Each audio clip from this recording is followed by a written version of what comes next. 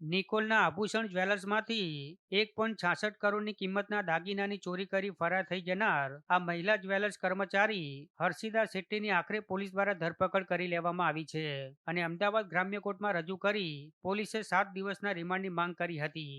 મોટી રકમની ચોરી કરેલ હોવાથી એમસીઆર કાર્ડ ખોલવું ખૂબ જરૂરી હોવાની રજૂઆત પણ પોલીસે કોર્ટ સમક્ષ કરી હતી.